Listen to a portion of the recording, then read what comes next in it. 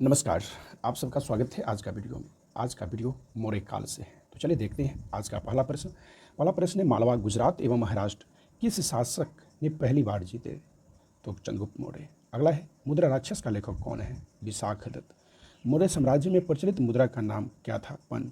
अगला है, मौर्य साम्राज्य की स्थापना किसने की? तो चंद्रगुप्त मौर्य। अगला है, सांची किस कला व मूर्ति कला की निरूपण करता है? तो बौद्ध के। अगला है, कलिंग विजय के उपरांत अशोक महान ने किस धर्म को अंगीकार कर लिया था? तो बौद्ध धर्म। अगला है, बिंदुसार ने विद्रोहियों को कुचलने के लिए अशोक को कहाँ भेजा था? तो तक्षशिला।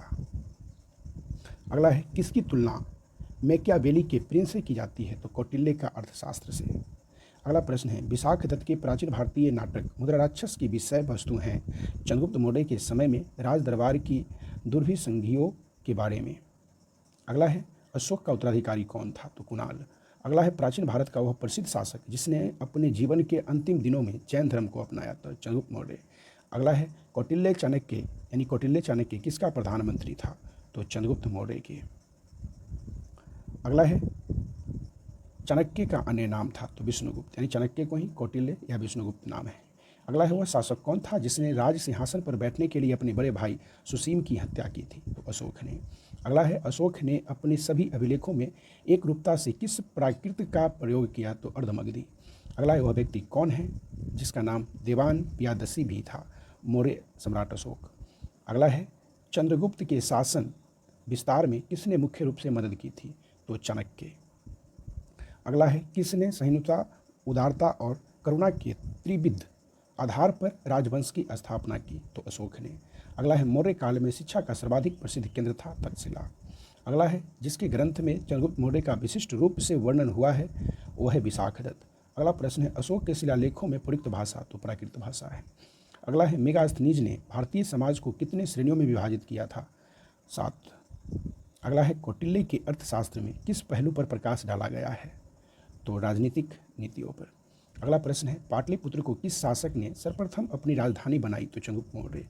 अगला प्रश्न है, पाटलिपुत्र में स्थित चंद्रगुप्त का महल मुख्यतः बना था लकड़ी का। अगला है, किस अभिलेख से यह साबित होता है कि चंद्रगुप्त का प्रभाव पश्चिम भारत तक फैला हुआ है? रुद्रदमन का जूनागढ़ अभिलेख। अगला है, प्रथम भारतीय साम्राज्य स्थापित किया गया चंद्रगुप्त मौर्य द्वारा। अगला है, केवल वह स्तंभ जिसमें अशोक ने स्वयं को मगध का सम्राट बताया है? तो भ्राभु स्तंभ।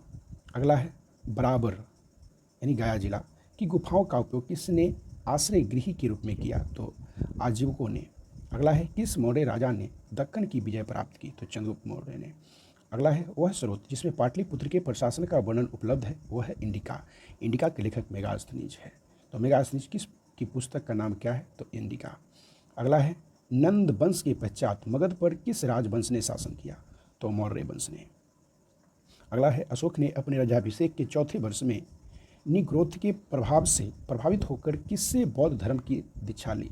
तो उपगुप्त। अगला है, सांची का स्तूप किसने बनवाया? तो अशोक ने। अगला है, किस ग्रंथ में चंद्रगुप्त मौर्य के लिए विरसल यानी निर्मल कुल शब्द का प्रयोग किया गया है? तो मुद्रा राक्षस में। अगला प्रश्न है, उत्तराखंड में अशोक का एक शिलालेख स्थित है? तो कालसी में। अगला है, अशोक के शिलालेख को पढ़ने वाला प्रथम अंग्रेज कौन था? तो जेम्स प्रिंसिपे। अगला है, कलिंग युद्ध की विजय तथा क्षत्रियों का वर्णन अशोक के किस शिलालेख में है? तो शिलालेख 8वां, शिलालेख 13वां।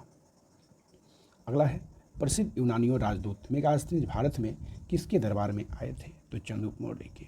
अगला है, चंद्रगुप्त मौर्य ने सेलुकस को कब पराजित किया? तो 305 ईस्वी में। अगला है, अशोक ने 261 ईस्वी में कलिंग को जीतने के बाद क्या किया? तो भारी रक्तपात देखकर युद्ध की नीति को सदा के लिए त्याग दिया। अगला है, अशोक के अधिकांश अभिलेख किस भाषा व लिपि में है? तो प्राकृत व ब्राह्मणी लिपि। अगला है, किस राज्यादेश में अशोक ने व्यक्तिगत नाम अशोक का उल्लेख मिलता है? तो मास्की में।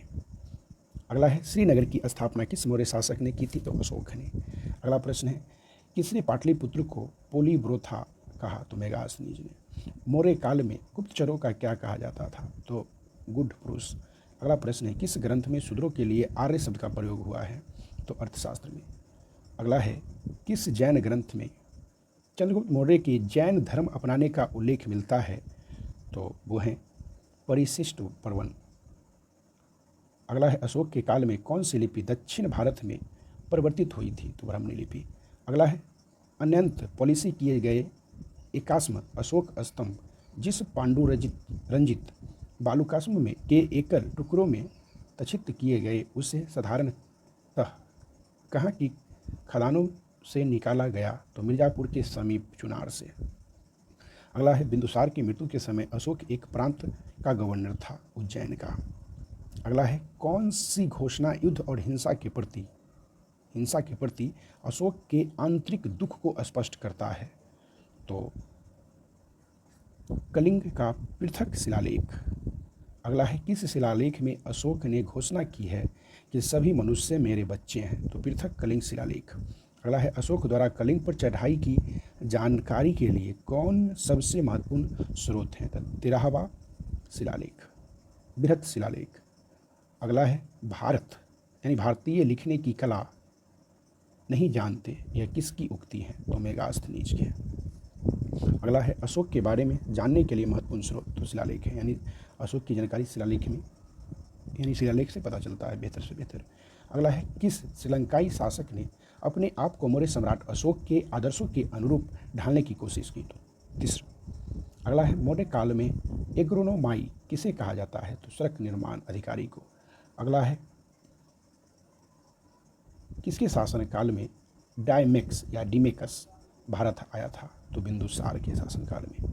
अगला है मौर्य काल में सीता से तात्पर्य है राजकीय भूमि से प्राप्त आय।